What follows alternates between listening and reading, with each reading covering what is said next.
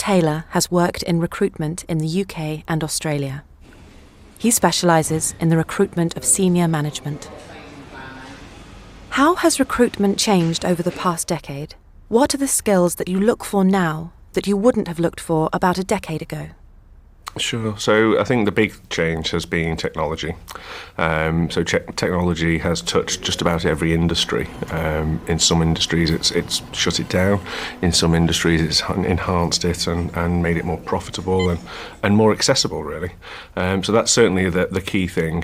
Probably when I first started in recruitment, someone who could maybe write in HTML code or build a website was quite a rare skill. Whereas now it becomes part of a marketing person's job or part of an admin role. So those skills are now are much easier to find than they were a decade ago. Probably the changes that are coming along now are taking that to the next level, really. So instead of building websites, it's being able to create digital media type content that does fancy things on the screen to help people learn or to support different businesses. And those sort of skills are the ones that are quite difficult to find now. So would you say that working practices are changing? And if so, how?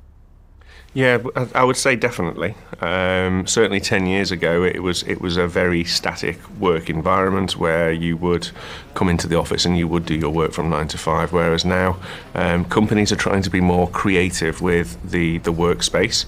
And this is really to encourage the sort of the next generation of workers to choose them as their employer. And so that would be things like working from your iPad in the coffee shop down the road, maybe. Or it could be that you only need to be in the office 3 days a week as opposed to the traditional 5 days a week, and have those 2 days to work somewhere else. So agile working has become quite a popular thing with a lot of large companies, particularly companies that are running out of office space and don't have the opportunity to buy more space. Do you think in general, not related to your employer particularly, that agile working works? There's 2 ways of looking at this. I would say for the younger generation that is coming now, that are internet natives and that are used to being in a creative environment, I think it works very well. I think for probably the more mature workers within the organisation, it may seem quite disruptive for them.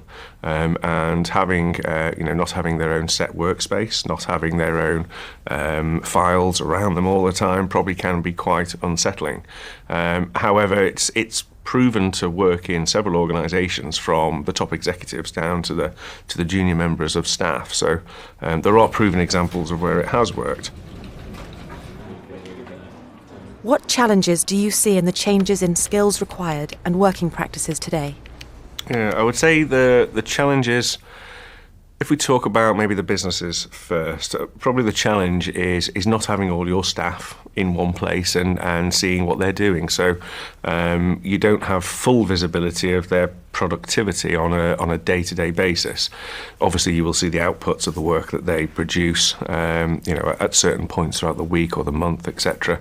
But not having all your staff in one place could possibly be quite unsettling to some businesses, particularly small business, where profits and margins are incredibly important. If maybe then we went on to workers, I would say probably the challenge for workers is maybe not having your own workstation or your own office, which a lot of people traditionally have been used to. That can be quite unsettling for some people, but I think all of these challenges can be overcome if the types of working practices that we're talking about are implemented successfully within a business. Do you think there are any dangers to the areas of productivity, creativity and motivation with new working practices that you just outlined? Yeah, I mean, one of the things probably that I've touched on already is not being able to see what your staff are doing all of the time. And I would say also with the increase of use in social media by businesses these days, not just the personal use of the individual, but businesses having specialists who come to work specifically on social media means that lots of people in that business will have access to that social media. So again, businesses may be concerned that whilst they can't see their staff and can't see what they're doing, that they may also just be, utilising the social media channels that that business uses for their own personal use, and so that could be quite a challenge for some organisations. What do you think the future holds for the 21st century worker? Do you think that future will be a better place to work? What does the future hold? Well, I'd probably be a very rich man if I was able to predict what the future is. I would like to think that the future working practices and working conditions are interesting and engaging, and I would say that people these days are having to work a lot longer. So it could well be that both you and I are still working, well into the 21st century, and so I sincerely hope that those working practices are very interesting and engaging.